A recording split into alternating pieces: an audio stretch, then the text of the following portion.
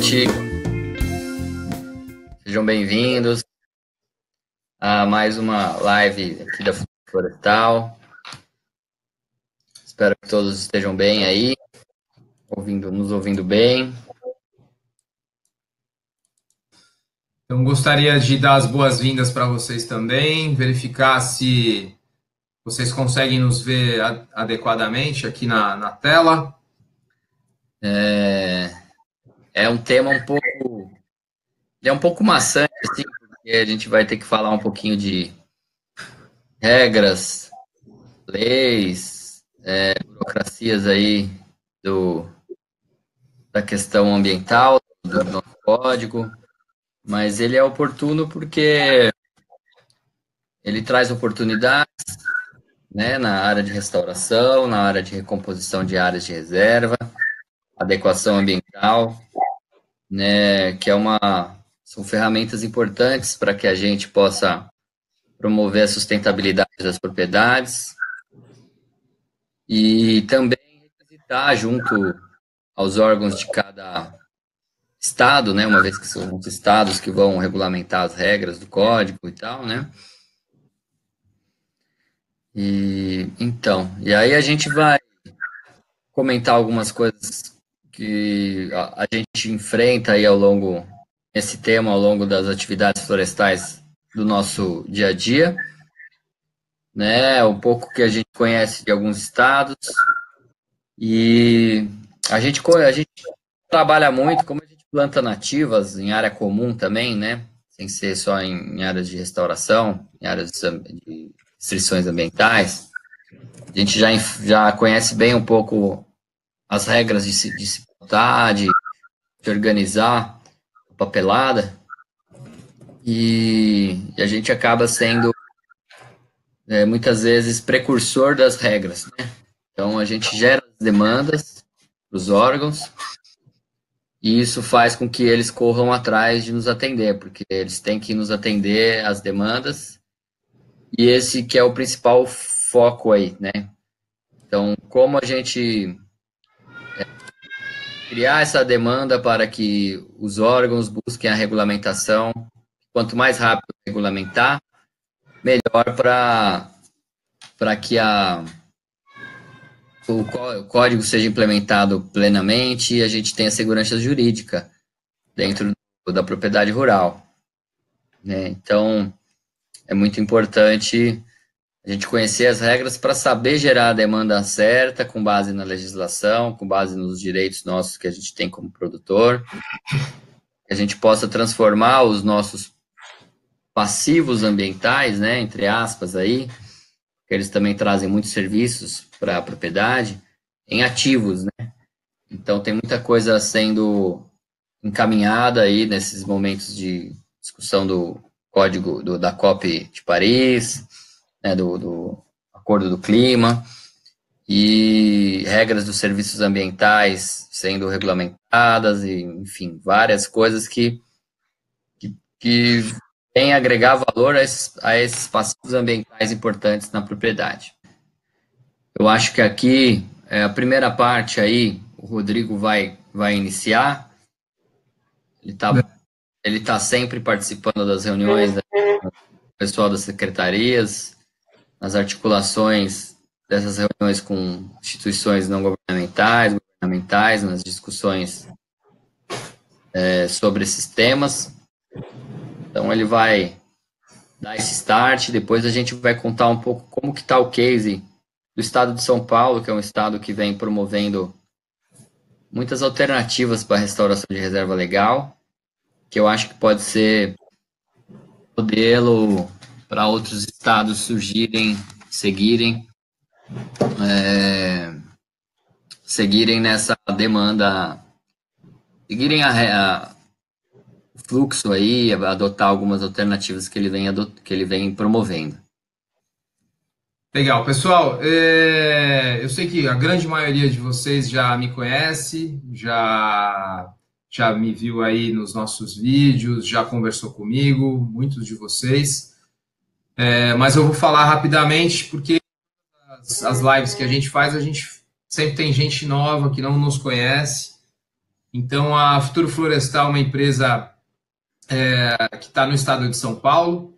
Ela nasceu dentro de um projeto florestal da empresa Tropical Flora Reflorestadora, né? Eu, a Valéria e o Eduardo somos sócios da Futuro Florestal, nós éramos sócios também da Tropical Flora. Hoje a gente está nessa linha apenas com a Futuro Florestal, né? A Tropical Flora continua com as atividades e a gente seguiu na linha aí da questão de ajudar os produtores a implantarem florestas, agroflorestas, muito com as espécies tropicais de madeiras nativas e exóticas, chamadas de madeiras nobres, né?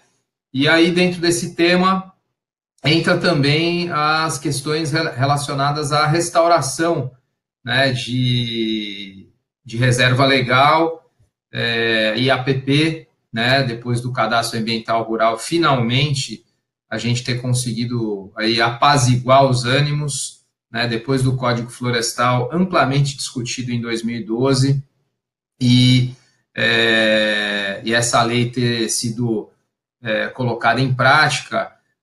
A gente teve diversas sanções, diversas contestações, né, jurídicas do Código Florestal e que geraram as ADINs, né? E o STF julgou finalmente esse ano, né? E confirmou, trazendo segurança jurídica para que a gente pudesse seguir adiante, né? Então a Futuro Florestal ela está muito ligada com esse tema, né? Tem alguns parceiros que nos ajudado e trabalhado junto com a gente em projetos como no Vale do Paraíba, né? O Patrick, que está aqui, ele está junto com a gente aí no projeto de restauração das paisagens do Vale do Paraíba, um projeto chamado Polo de Florestas Multifuncionais do Vale do Paraíba, que tem assim como princípio ajudar na implementação do Código Florestal, promovendo modelos econômicos para as reservas legais que sejam permitidos pelo Código Florestal. Então, eu vou falar um pouco disso para vocês, né? Se vocês quiserem saber, acompanhar os nossos canais, a gente está sempre publicando novas matérias sobre esse tema. Eu tive uma agora, recentemente, um artigo que eu publiquei falando um pouco mais desse tema e que a gente vai falar um pouco aqui na nossa reunião, nessa live. Então, assim, de forma bem geral e bem direta e reta, o que é o PRA, né? O Programa de Regularização Ambiental é um dos instrumentos dessa nova lei aí do Código Florestal e deverá ser implantado pelos estados e Distrito Federal para conduzir a adequação ambiental dos imóveis rurais e a inserção da sustentabilidade no setor agrícola, pecuário e silvicultural brasileiro, né? Através do Programa de Regularização Ambiental, o produtor ele consegue se adequar a legislação do seu estado, né? Tem estados que a reserva legal é 20%, a maior parte do Brasil, mas tem estados no norte do país em que varia aí entre 50% e 80%, né, da área de reserva legal. Então, falando um pouco das premissas, né, do PRA, os estados e o Distrito Federal e os municípios eles devem editar normas de caráter específico para a implantação dessas leis ambientais, né? Logicamente, que tem nos termos de alguns artigos, né? Artigo 23, inciso 6º, 7º, 24, 6º, 7º e 8º da Constituição Federal. E isso se deve aqui em razão das peculiaridades territoriais, climáticas, históricas, culturais, econômicas e sociais de cada município e estado, né? Então, respeitar os conceitos e limites de proteção do meio ambiente já alcançados pela lei federal. Cada estado e Distrito Federal vai ter que fazer o seu decreto, né? E aí ele vai colocar de acordo com as normas de caráter específico para a sua região o que o produtor deve seguir, né? Os estados e o Distrito Federal têm a atribuição de criar políticas públicas para a preservação e restauração da vegetação nativa e suas funções ecológicas e sociais nas áreas urbanas e rurais. Então, isso é, assim, digamos, a a parte teórica, né, das premissas do PRA. Falando um pouquinho do histórico, né, gente, eu comecei a falar ali atrás sobre esse histórico. O novo Código Florestal, que é essa lei 12.651, né, ela entrou em vigor em maio de 2012, né, ela dispõe sobre a proteção da vegetação nativa, também chamada de lei florestal, né. O PRA está inserido dentro desse código, seus prazos de implantação eles sempre estiveram vinculados aos prazos do CAR, né, haja visto que o CAR, o Cadastro Ambiental Rural, o produtor ele vai declarar onde está a sua área de reserva legal, a sua área de preservação permanente, a sua área produtiva, e baseado no que ele colocou ali no CAR, vai ser feita uma aferição, né, pelo órgão ambiental estadual, e se ele estiver devendo, por exemplo, no caso que ele tenha 20% de reserva legal no estado dele, e ele tem só 12%, os outros 8% ele vai ter que fazer aí um programa de regularização ambiental, por isso que precisa primeiro ter a declaração do CAR para depois você conseguir fazer o PRA, né? Os governos anteriores, né, primeiro os governos do PT e depois do Michel Temer, após a promulgação aí do Código Florestal, ano a ano ele foi sendo prorrogado a entrega do CAR, né? Até que no ano passado, no finalzinho do governo Temer, ele realmente não prorrogou e o prazo realmente ficou em 31/12 de 2018. E apenas prorrogou o prazo para 31/12 de 2019, né? O governo atual, né, do Jair Bolsonaro, que entrou, ele teve um grande apoio aí da bancada ruralista, né?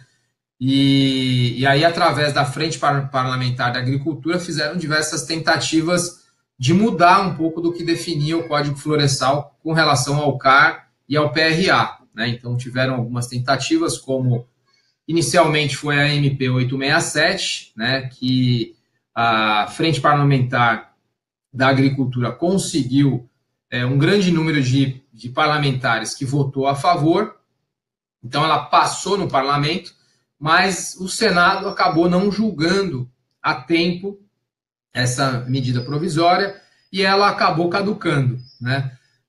Como eles não podiam fazer a mesma MP, com o mesmo texto, eles fizeram uma nova MP, a MP 884, que trouxe ainda mais divergências entre os próprios integrantes do agronegócio. Por exemplo, as entidades ligadas à Coalizão Brasil Clima, Florestas e Agricultura rechaçaram essa MP, então houve aí um grande debate entre os setores internos do próprio agronegócio, Associação Brasileira de Agronegócio, enfim, uma série de instituições estão ligadas à própria agricultura, gerou esse barulho. Também os ambientalistas que não aceitaram os retrocessos que estavam sendo colocados nessa MP, mas aí através de um consenso, né, entre as partes, depois de muita discussão, e aí renúncia de um lado e do outro, eles chegaram num denominador comum. Então, isso foi conseguido através de uma subcomissão chamada Subcomissão Agroambiental. Ela foi criada no âmbito da Comissão de Meio Ambiente e Desenvolvimento Sustentável da Câmara e por proposta da Coalizão Brasil Clima, Florestas e Agricultura, né, que teve um papel fundamental na busca de uma composição mais equilibrada e solucionar essa tramitação, né, da MP 884. Então, isso foi agora, recentemente, foi em outubro, né, que ela passou, e ela ficou mais ou menos assim. A inscrição do Cadastro Ambiental Rural agora é obrigatória e por prazo indeterminado para todas as propriedades e posses rurais, ou seja, não tem mais prazo. Esse prazo que o Temer definiu até 31/12 de 2018 caiu, então esse prazo não existe mais. Os proprietários e possuidores de imóveis rurais que se inscreveram no CAR até 31/12 do ano que vem, 2020, terão direito à adesão no Programa de Regularização Ambiental, de que trata a lei o artigo 59 dessa lei. Então é assim, todo mundo que fez, ou seja, 96% até o final do ano passado, tinha feito o cadastro ambiental rural. Então, é um documento autodeclaratório. Faltaram apenas 4%. Dentre eles, muitos proprietários pequenos e também, pasmem, muitos proprietários de grande porte, latifundiários, que não aderiram ao prazo porque eles sabiam que iam ganhar no tapetão, né? Então, muitos grandes proprietários rurais preferiram esperar que os seus parlamentares brigassem por eles, né? Bom, o artigo 59, a União, os Estados e Distrito Federal deverão implantar os programas de regularização ambiental de posses e propriedades rurais com o objetivo de adequá-las aos termos deste capítulo, né? Então, quem aderir ao CAR até 31 de dezembro de 2020 vai ter o direito a aderir ao programa de regularização ambiental. E quem não aderir ao CAR vai ficar sujeito às penalidades, né? E depois desse prazo, não vai poder mais aderir ao que prevê o... Então, se ele tiver dos 20%, por exemplo, de reserva legal a recuperar, ele tiver mais da metade, 12%, 15% a recuperar, ele vai ter que fazer de bate-pronto. Ele não vai ter os mesmos benefícios de quem aderiu até o final desse prazo. Bom, o artigo 1º, na regulamentação dos PRAs, a União estabelecerá as normas de caráter geral e os estados e o Distrito Federal ficarão incumbidos do seu detalhamento por meio da edição de normas de caráter específico, em razão, como eu falei lá atrás, das peculiaridades territoriais, climáticas, históricas, culturais, econômicas e sociais, conforme preceitua o artigo 24 da Constituição Federal. A inscrição do imóvel rural ao CAR é condição obrigatória para adesão ao PRA, então, que deve ser requerida em até 2 anos após a inscrição no CAR. Então, observado o disposto 4º do artigo 29 dessa lei, né? Bom, agora tem a regra, né? Tem essa questão dos estados efetuarem a sua lição de casa, né? Eles têm que fazer esse decreto, onde eles coloquem como vai ser o programa de regularização estadual, e tem aí, como eu disse aqui anteriormente, as normas de caráter específico, né? Em razão dessas peculiaridades.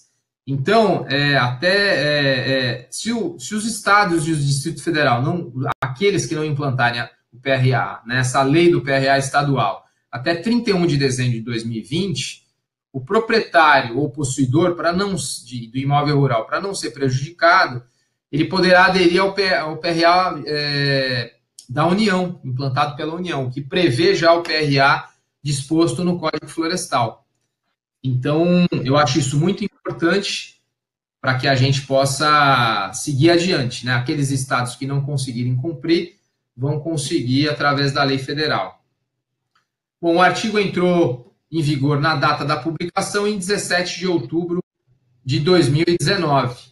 Então, ele está valendo, né? É um decreto, né? Uma lei já assinada aí pelo presidente do país e que agora foi para sanção, tá certo?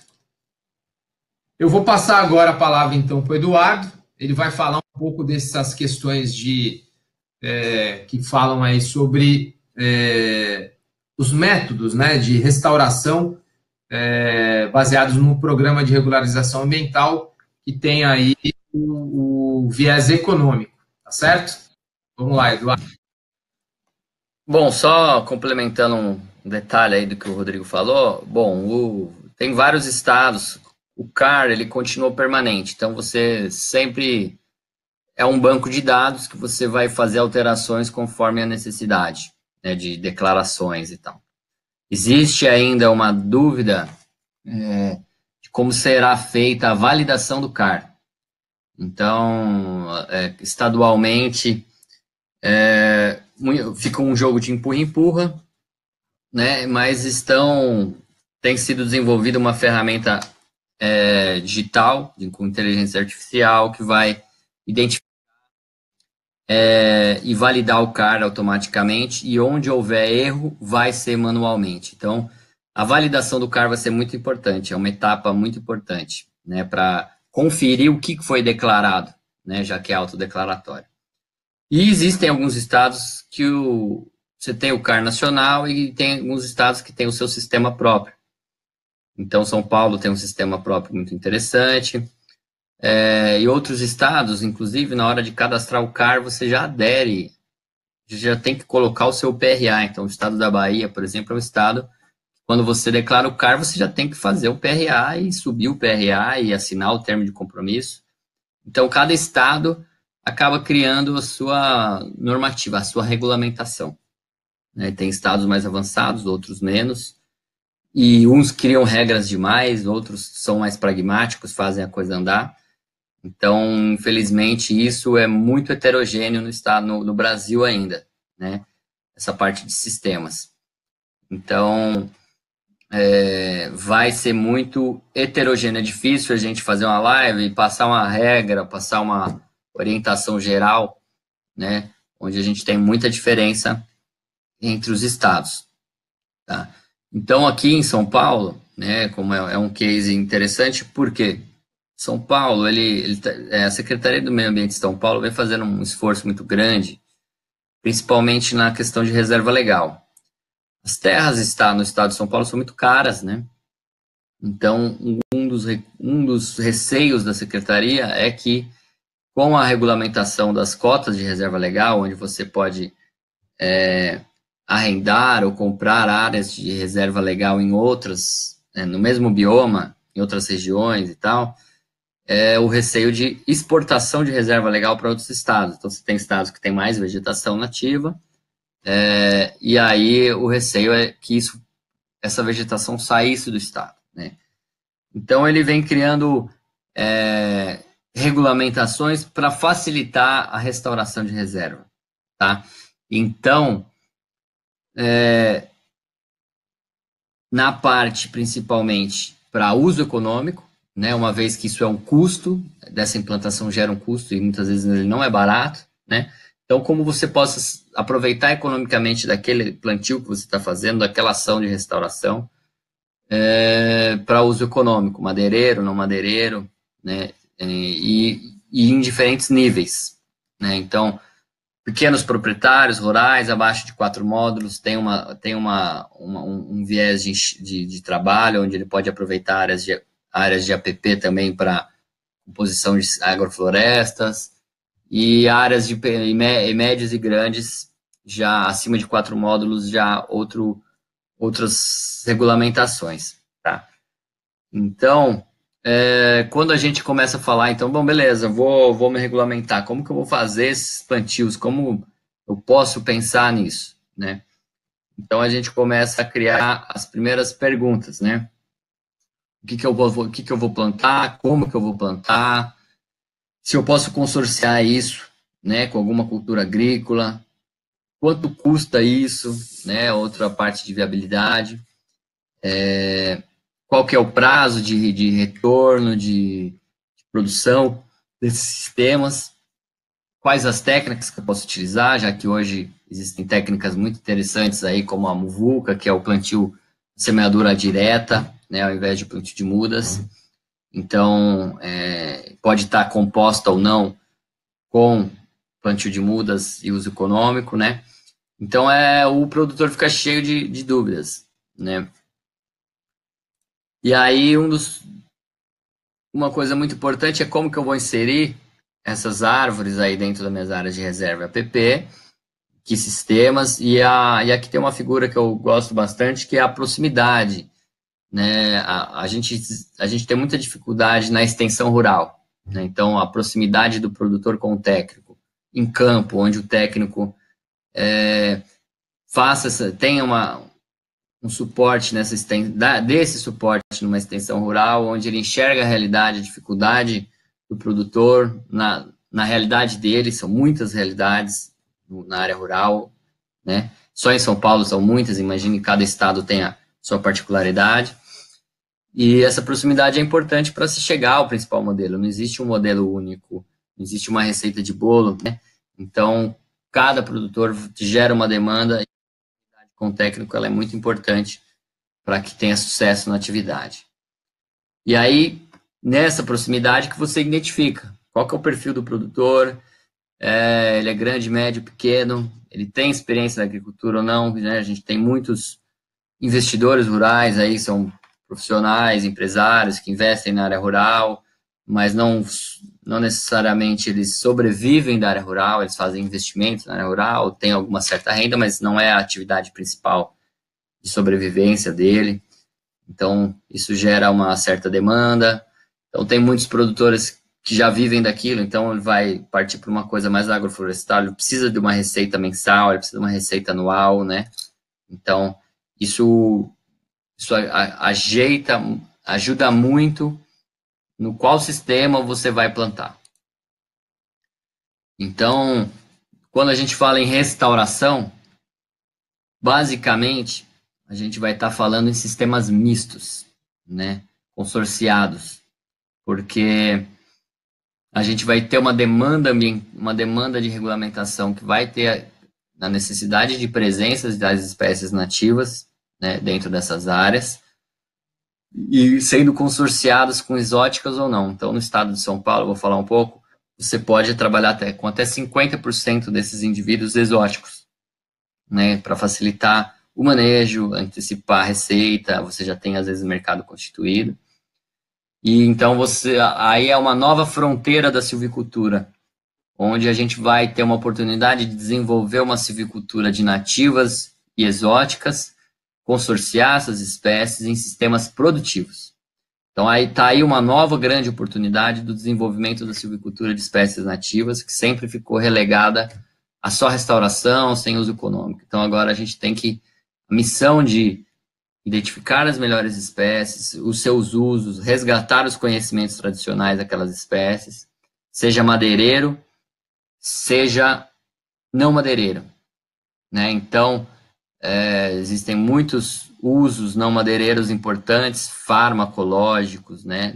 Nutracêuticos, enfim, que agregam muito valor, né, ao longo desse processo, né?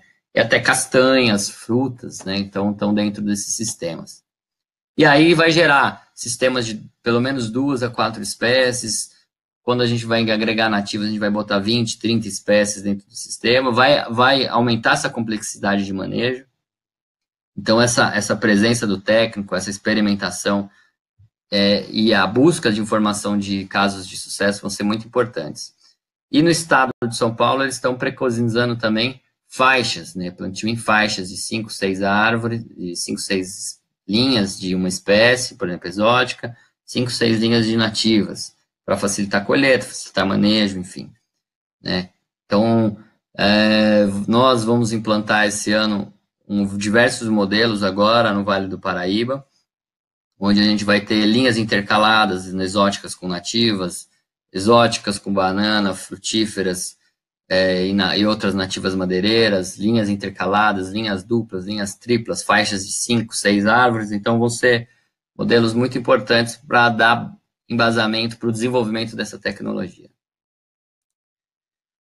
Bom, aí os sistemas agroflorestais vão ser muito interessantes, né? Então, eles são importantes por gerar esse fluxo de caixa, por aproveitar esses nichos de áreas abertas aí nos primeiros anos.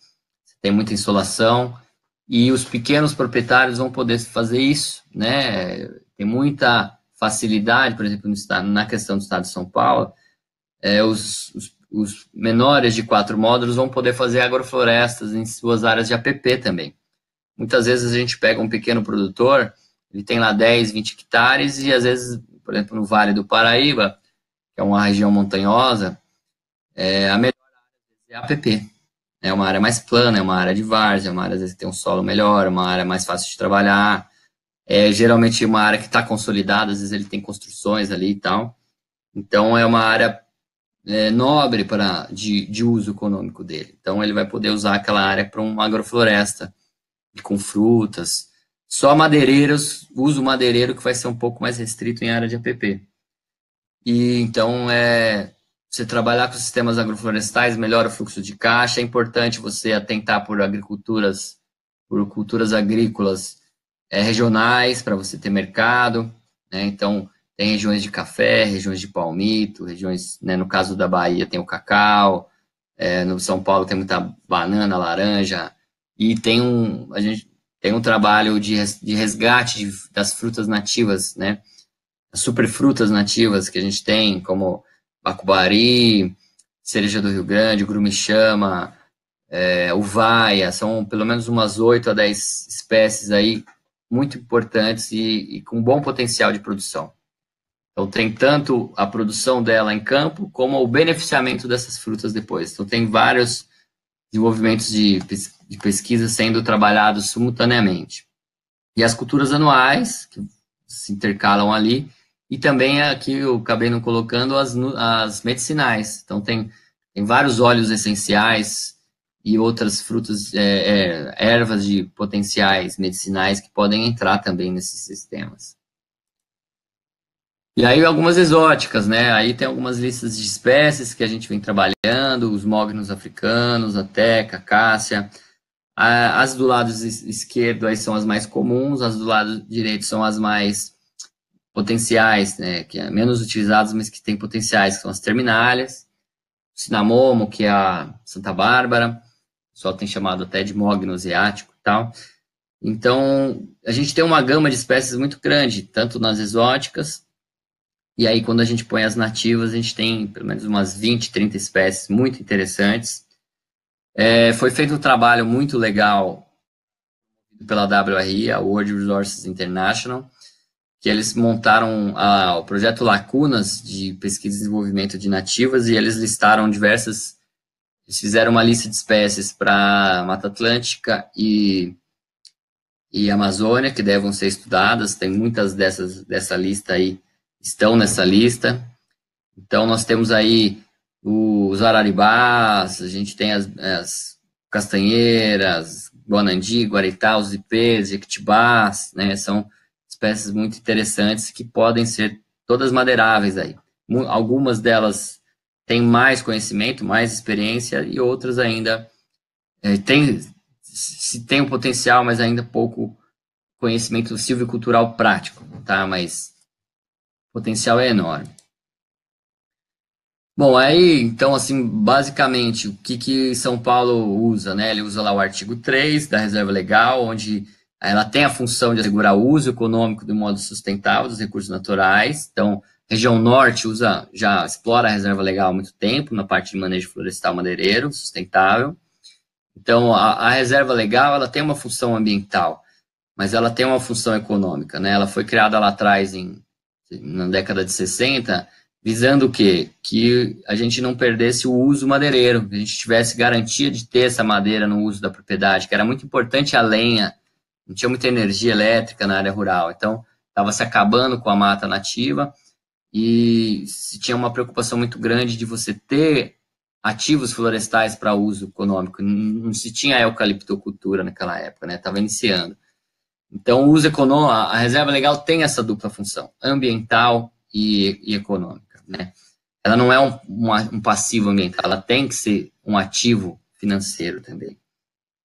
E aí a Secretaria publicou no final do ano passado a resolução 189, que ela é bem cumprida, ela regulamenta vários usos, né? Ela propõe vários usos não madeireiros, vários cenários, pequenos, médios produtores, comunidades tradicionais, assentamentos, enfim, ela tem vários procedimentos, estabelece critérios e procedimentos, não necessariamente uma regulamentação, mas ela já começa a prever isso. E um dos usos aí, eu separei 3 itens principais, né? Ela já cria os procedimentos que já eram regulamentados anteriormente, que é o plantio de espécies nativas para fins comerciais em área comum, ou seja, nas áreas produtivas, com o cadastro de plantio desses reflorestamentos, desses plantios, você faz um cadastro no órgão e você fica com isso regulamentado para poder explorar, desbastar e comercializar isso para emissão de DOF, tudo. Aí tem a intervenção na vegetação aqui na questão da reserva legal. Então, assim, autorização para manejo da vegetação e reflorestamento inserida na área de reserva legal. Então, assim, São Paulo é Mata Atlântica. Mata Atlântica, nós temos a lei da Mata Atlântica que coíbe qualquer supressão de Mata Atlântica, porque nós temos apenas 7%, né, dessa vegetação remanescente. Então, o manejo sustentável madeireiro de reserva legal de Mata Atlântica, ela é muito difícil de você conseguir ter um entendimento de conseguir explorar isso. Eles ainda não chegaram a um consenso. Mas em áreas de reservas legais plantadas, que foram reflorestadas do zero, de uma área degradada para frente, sim, você tem uma regulamentação muito simples de você controlar, e aí sim você consegue uma aprovação desse plano de manejo sustentável, que na verdade, quando você está plantando ali no início, é o seu projeto técnico de restauração, né? O PRADA, ou o PTRE, enfim, tem vários nomes aí conceituais para esse plano, para esse projeto de restauração, né, dessas áreas de reserva legal. E aí ele cria, e aqui ele abre também a possibilidade de uso de espécies exóticas nessa restauração, que é muito interessante, porque quando a gente monta modelagem financeiras utilizando exóticas com nativas, a gente consegue ter um payback desses investimentos antecipados, né? A gente consegue paybacks aí de 15 a 20 anos com as espécies exóticas, e isso amortiza todo o investimento e dá tempo para que as nativas cheguem no seu tempo, né? Então, as nativas, elas têm ciclos mais longos, entre 25, 30, até 35 anos, né? Às vezes alguma até 40, dependendo das espécies. Então, um plantio de reserva legal, eu acredito que ele é um policíclico, né? Você tem ciclos complementares, você está sempre plantando, colhendo, manejando, enriquecendo, e a lei, ela não inibe que você, uma vez que colheu a exótica, você não pode replantar aquela exótica e criar um segundo ciclo dessa exótica, né? Ela é um manejo que ela vai exigir alguns indicadores ambientais, ecológicos ali, que eu vou mostrar na tabela, que você vai ter que fazer. Você vai conseguir suprimir 20% a 30% dessa madeira por ciclos. Cada 5, 10 anos você está fazendo esses manejos.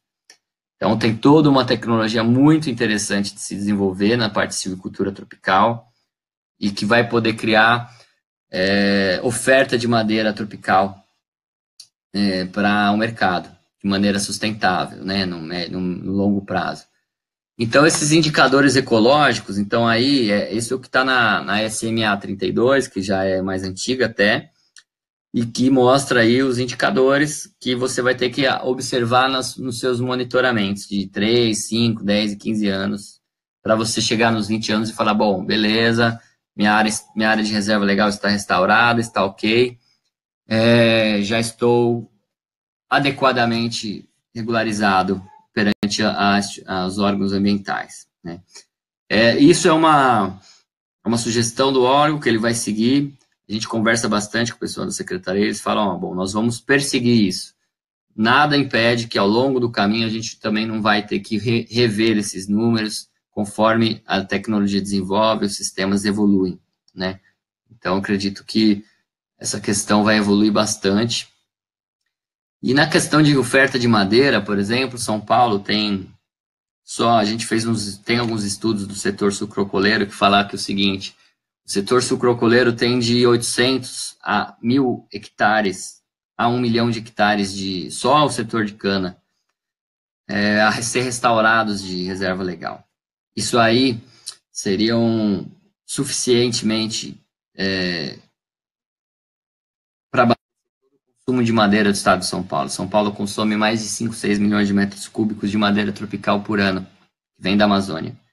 Então, só as áreas de reserva legal restauradas com manejo para uso econômico poderia abastecer o mercado de São Paulo no longo prazo, sem precisar manejar, importar de outros estados. Então, você veja o potencial que o manejo e a conservação das áreas de reserva, né, com a silvicultura de ponta tropical, ela pode favorecer no mercado madeireiro, né? Então, é muito interessante essa questão.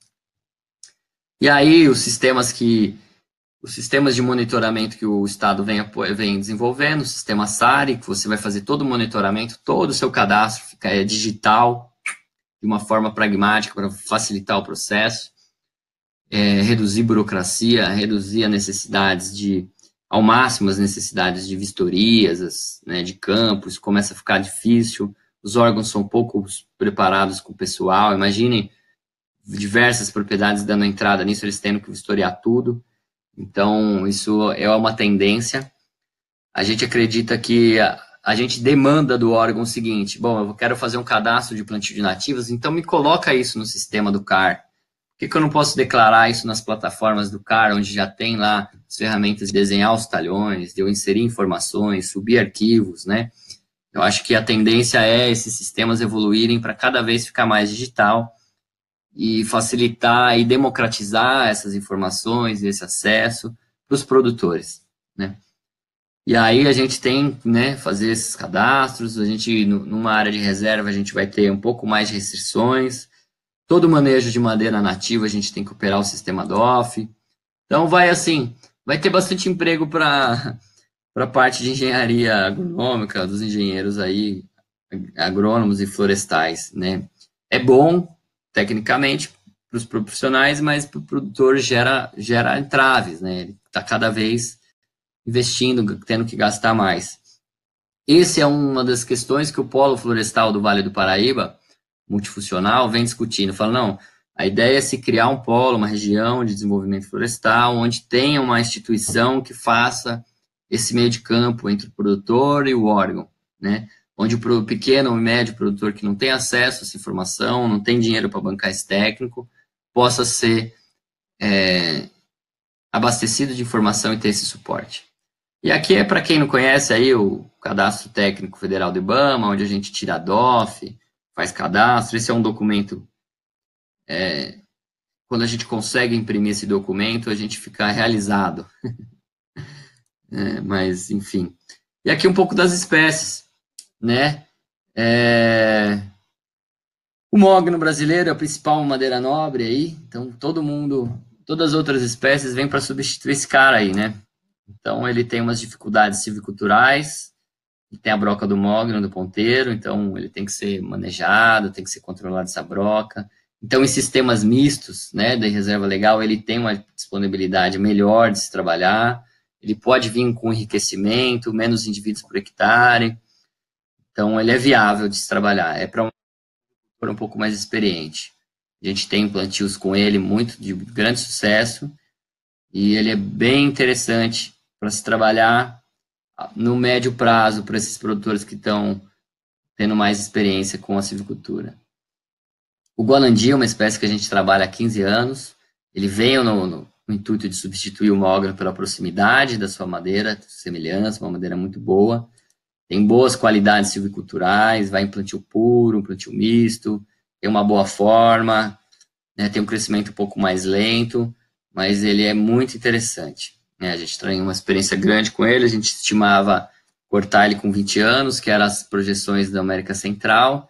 Hoje a gente está readequando isso para 25 anos, na realidade do Brasil e do Sudeste aqui, que tem menos chuva e pluviosidade, né? Então, outra madeira é a teca, então a teca ela é uma madeira importante de se trabalhar, ela tem mais de 3 milhões de hectares plantados no mundo, então ela é uma espécie consolidada, ela aceita bem plantios mistos, puros, então é uma espécie que tem que estar no nosso target de trabalho, sempre, ela é mais exigente, mas é muito interessante, importante, está na lista.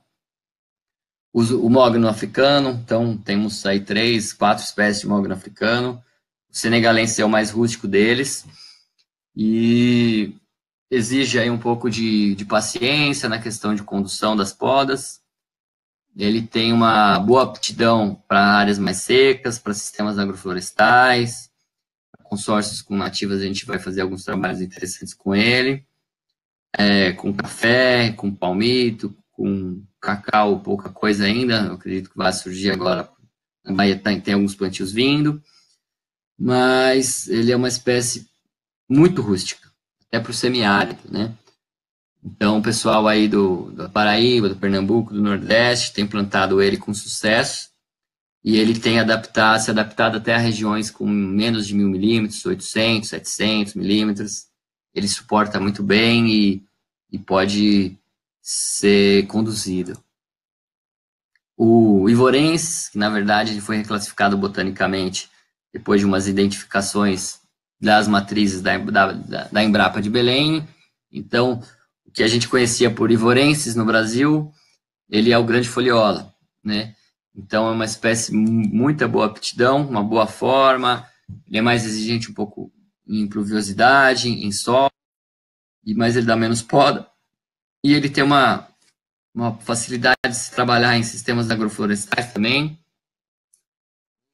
café, com cacau, então uma espécie que tem um crescimento muito bom, e é as que podem viabilizar economicamente aí esses sistemas em 15, 20 anos, eles podem já produzir umas madeiras bem interessantes, né, para o sistema. Aqui um dos nossos preferidos das nativas, o Jequitibá rosa, uma espécie muito importante, ecologicamente falando, uma espécie ameaçada, né? E ele tem um crescimento muito bom, ele já é bem estudado, ele tem um potencial muito grande em plantios puros, mistos, e a gente vem trabalhando muito forte com ele já há algum tempo. O Instituto Florestal de São Paulo tem uns materiais bem interessantes que vão ser começado a se trabalhar, tem plantios aí de 50, 60 anos de idade, que vão ser que a gente vai começar a fazer uma domesticação dos melhores materiais. Então, tem muita coisa boa vindo por aí. Então, a gente tem plantios dele em SAFs, plantios dele na Bahia crescem muito bem, Espírito Santo. Esses são plantios em garça, em sistemas agroflorestais e puros. Então, árvores aí de 8 a 10 anos, né, 8 anos essa da foto central, 10 anos essa do lado direito. É uma espécie que a gente gosta muito. Essa já é o louro pardo, ele se adapta muito bem aos plantios mistos, uma madeira sensacional, né? Que ele é parente dos frejós, né? Cresce muito bem, tem um arranque inicial muito bom. Temos plantios consorciados deles com o mogno, ele tem competido muito bem com o mogno. E aqui um sistema agroflorestal com ele na Bahia, com crescimentos excepcionais, é o campeão das espécies testadas lá, com 12 anos aí nessa foto. E aqui esse é o cenário que é um plantio misto, né? Então aqui a gente tem Jequitibá rosa, Ipê felpudo, saguaragi, louro pardo, e a ideia é consorciar essas espécies nativas madeireiras com as exóticas, né? Trabalhando espaçamentos, densidades, manejo de mato, manejo de adubação, manejo de solo, manejo de poda. É uma ciência muito complexa, mas muito apaixonante, né? Eu sou suspeito para falar, porque, né, já estou há 15 anos aí e me sinto ainda um aprendiz, mas eu vejo um futuro brilhante para que os PRAs e os manejos de reserva legal podem trazer para a gente na silvicultura tropical. Esses plantios hoje estão com 4 anos e estão bem maiores já, estão bem bonitos. Quem quiser conhecer, em Garça, agenda com a gente recebe lá com o maior prazer. E essa aqui são curvas de crescimento de diversas espécies, mostrando o que aí, né? Que a gente tem que respeitar a fisiologia de cada espécie. A gente tem espécie que cresce muito rápido no começo e ela para ao longo do prazo. A gente tem espécie que sai muito devagar no começo e que alcança a outra espécie no longo prazo. Então, a gente é muito ansioso, né, no plantio florestal, e a gente fala que 20 anos para o Brasil é longo prazo. A gente teve aí agora num congresso internacional, onde eu assisti palestras de pessoal do hemisfério norte, onde eles falavam assim, num plantio aqui de espécies de rápido crescimento aqui para o Alasca, para o Canadá, em ciclos de 60 anos, eu chegava até a sorrir, porque eu falava, 60 anos, curto prazo, fast growing, né? Realmente é sensacional. Então, esse é um slide que eu sempre coloco no final das palestras. E esse aqui é um Jequitibá rosa milenar, que nos inspira a continuar trabalhando com floresta e buscar soluções aí para as propriedades, para os produtores. Então, assim, a gente tem uma demanda interessante. a gente tem que exigir, criar essa demanda para os órgãos, respeitar os nossos direitos e criar as ferramentas necessárias, fugir das burocracias enormes que tem. Então, aqui tem gente do Rio de Janeiro, por exemplo. Rio de Janeiro é super chato na parte de plantio florestal. Plantios florestais acima de 200 hectares tem que fazer licenciamento ambiental, estudo de impacto ambiental. São coisas assim, para a gente como de outro planeta, sabe? E o IEF melhorou bastante, as regras aí tem alguma coisa vindo, mas também são muitas regras, muitas licenças, isso aí engessa o setor. Bom, já falei demais, Rodrigo, fica à vontade, vamos abrir para as perguntas, temos aí mais uns minutos. Eduardo, agradeço aí a sua explanação, foi bem clara. Eu acho que a gente tem uma pergunta aqui do João Arthur, né, que é quais são as sanções que podem ser tomadas para uma propriedade que não aderir ao CAR até 31/12/2020. Eu vou começar respondendo ela, Eduardo, depois você complementa.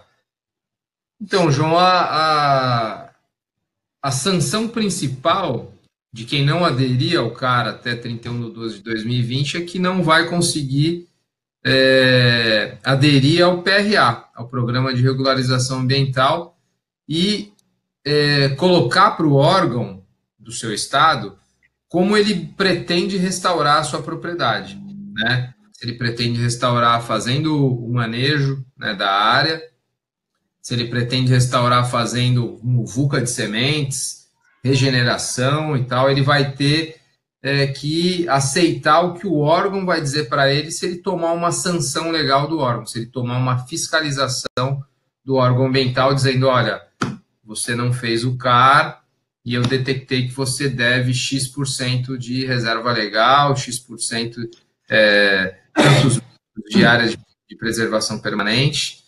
E uma outra coisa é que tem várias exigências hoje para financiamento, né? E para venda da propriedade, quem não tem CAR não consegue passar a propriedade no cartório, né?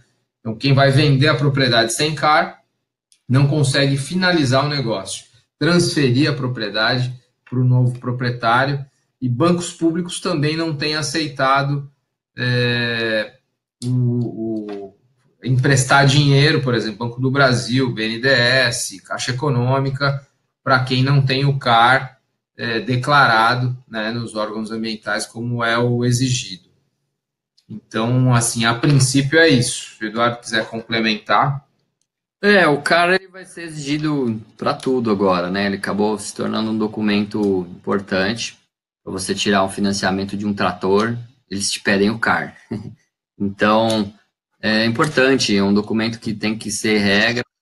Ele já não tem prazo mais, assim, ele vai ser um cadastro contínuo, sempre atualizado, sempre vai poder ser atualizado. Às vezes você tem uma propriedade que você dividiu ela no meio e vendeu, então você vai ter que atualizar o CAR. Então, ele acabou se tornando uma plataforma de informação importante. Vão haver mais sanções quando o prazo do PRA vencer. Então, o PRA vai se tornar uma ferramenta de controle ambiental da sua adequação. Então, acho que o PRA vai ser uma parte importante e que cada estado, espero que faça logo a sua regulamentação. O Ian está perguntando aqui também, Eduardo, como era aquele requisito de georreferenciar árvore por árvore e se ele continua. Georreferenciar árvore por árvore, no caso, em que sentido, né, Jens? Eu acredito por um manejo florestal sustentável, será que é isso, Jens? No caso do manejo florestal de reserva legal na Amazônia, ele é feito um censo geral, né? Então você marca todas as árvores, né, em áreas na região amazônica, você faz um censo, marca todas as árvores, faz um mapa detalhado, é uma parte mais cara aí do plano de manejo, e aí você pode tirar as árvores acima de 50 centímetros, né? E aí tem ciclos de 25, 30 anos. Agora, nos plantios não, você vai declarar o seu talhão, digamos assim, nos mapas, você vai declarar o tanto que você plantou ali, e você vai declarar volumes, né? Você fala, vou tirar tantas árvores, daqui vai gerar tantos metros cúbicos de toretes, de toras e tal, que é no caso do plantio de nativas em área comum, a gente tem feito isso. Pelo menos em São Paulo eles criaram uma tabelinha, onde você declara o talhão, põe a área, põe as espécies plantadas, espaçamento, quantos indivíduos por hectare que está dando, e quantos você vai tirar num determinado desbaste. Não existe ainda muito sistema criado. Isso a gente está demandando. Fala, como é que eu faço isso? Aí eles vão, opa, bom, faz assim. Então, a gente acaba criando isso meio a quatro mãos, e muitos estados, às vezes, não têm essa proximidade com o setor e fica demorando para retornar. Bom, para restauração não precisa, Jens. Realmente, você vai criar talhões, cria-se o mapa da área restaurada e você consegue falar quantas áreas você vai plantar. O João pergunta assim, pode-se plantar culturas perenes comerciais como café na área de APP? Vai ser possível com agrofloresta, então seria café com culturas florestais ali, nativas, né, por um determinado espaçamento que viabilize o café também, mas para pequenos produtores, abaixo de 4 módulos rurais. Então, isso aí vai ser uma possibilidade, porque não é um uso não madeireiro, então café, palmito, açaí, frutas, né, culturas anuais, ali, milho, não sei o que, feijão, né, vão ser possíveis, por exemplo, ser trabalhadas em APP. No estado de São Paulo, eles regulamentaram isso, falaram, ó, menores de 4 módulos, pequenos produtores vão ter essas vantagens. Eu acho que no Código Florestal também já preconiza alguma coisa nisso, tá? Então, realmente, a classificação do produtor é essencial para ver o que vai ser permitido. Então, você tem que analisar qual que é o seu perfil, olhar lá no seu ITR, quantos módulos rurais você para ver se qual que é o tamanho que você está classificado. Bom, Humberto está perguntando, no caso de APP, a regularização pode ser com plantio misto de espécies florestais nativas e exóticas? Não, APP não, Humberto. No caso, eles vão liberar espécie exótica em APP no caso de produção agroflorestal, tá? Uso madeireiro em APP, ele vai ter restrição, mas você trabalhar com banana, café e tal, vão ser permitidos. Perdão, aqui. A garganta já está pedindo água. Então, pequenos produtores. Carlos, você está em qual estado? Você está em São Paulo? Eu não acabei... Na Paraíba. Na Paraíba? Bom, aí precisa ver que eles vão... Como que a Paraíba vai se regulamentar quanto ao código florestal. No código florestal tem alguma coisa assim, né, Rodrigo? Eu realmente não me recordo se no código florestal já prevê isso. Olha, essa aí é uma específica que exige um estudo mais aprimorado, mas até onde eu tenho conversado e estudado do código, plantar em APP, área de APP consolidada, de pequeno produtor, até 2 módulos, se eu não me engano, vai permitir em sistemas mistos, como o sistema agroflorestal. Agora, sinceramente, quando a gente fala em cultivo de culturas como café, para você plantar tudo misturado, de uma forma meio bagunçada, o café eu acho que não se adequa, por exemplo, a um modelo desse de produção, porque ele não vai ser economicamente viável, né? Vai depender muito do espaçamento utilizado, do modelo complementado. Nos primeiros anos, ele vai ser viável. Ao longo do tempo, não. E o Nelson pergunta de seringueiras. Seringueiras também, para pequenos produtores, pode ser que seja possível, sim. No caso da Bahia, por exemplo, região cacaueira, né? Região do cacau, o cacau na Bahia, se for andar nas propriedades, grande parte do cacau está plantado em APP, porque são as regiões as áreas melhores para se plantar o cacau. Então, para pequenos produtores, o cacau é uma espécie que provavelmente vai ser trabalhada na APP. Precisa ver como que o INEMA lá da Bahia vai regulamentar isso também. Então, cada estado vai gerar essa demanda e cada agente produtor questionar isso, solicitar isso, né? E mostrar os modelos de outros estados que estão trabalhando para que eles também busquem viabilizar essa restauração e o uso dessas áreas. Como eu falei, muitas vezes o pequeno produtor, as áreas de APP são uma das áreas nobres, às vezes é uma área morrada, né? Na Bahia acontece isso, são áreas de cacau, são áreas de morro, né? E o cacau se adapta naquela parte mais baixa do morro. Então, isso acaba ficando como APP. Então, é uma questão que vai ser sempre questionada. O uso restrito mais vai ser aquela supressão, é o cortar uma árvore para um uso madeireiro. Mas eu acredito que quando a gente pensa em silvicultura e agrosilvicultura, a poda, a reforma das árvores, esse corte, poda e replantio, ele tem que ser permitido, né? Porque você tem que renovar a lavoura, você tem que renovar os pés de tempos em tempos, né? Então, isso é uma coisa nova que vai gerar sempre uma demanda. Temos mais algumas aí? Eu acho que não, e eu só vou fazer o convite aí para o Carlos, a gente já falou algumas vezes com ele que falou que queria fazer uma visita em Garça, né, que ele vai estar em arredores em fevereiro. Você é nosso convidado, Carlos. Quando quiser, agenda com a gente e todos vocês que estão aqui assistindo. Eu agradeço bastante, né? E se vocês precisarem aí de informações, assessoria, fala com a nossa equipe, pode ser comigo, com o Eduardo, com a Gesiara, com a Valéria. A gente está à disposição para atender as demandas de vocês, né? Para ajudar nessa regularização do PRA que está vindo aí com tudo agora para 2020 e nesses modelos econômicos que se adequem às leis de cada estado. Então, essa live foi uma primeira, né, que a gente realizou, baseado numa solicitação que a gente está tendo direto aqui de clientes, e a gente pretende fazer outras aí em 2020, né, alguns cursos presenciais, onde a gente vai abordar esse tema também, tá certo? Então, eu agradeço a presença de todos, desejo uma boa noite, uma ótima semana, né, uma semana produtiva. A gente está aí no final do ano, essa é a última live.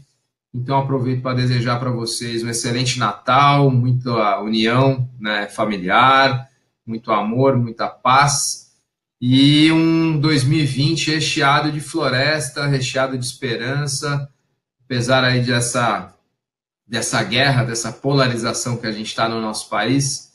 Eu acredito muito que a gente vai chegar num consenso e fazer esse país voltar a crescer com muita floresta, com muita agricultura, muita pecuária e muita agrofloresta também, que é um tema que a gente acredita bastante. Boa noite, pessoal. Eu reforço aí a boa semana para todos e as boas festas. Muita prosperidade, saúde e sucesso a todos aí. Um abraço. Aqui tem gente já dando boa noite. Tchau, gente. Até logo. Tchau. Boa noite.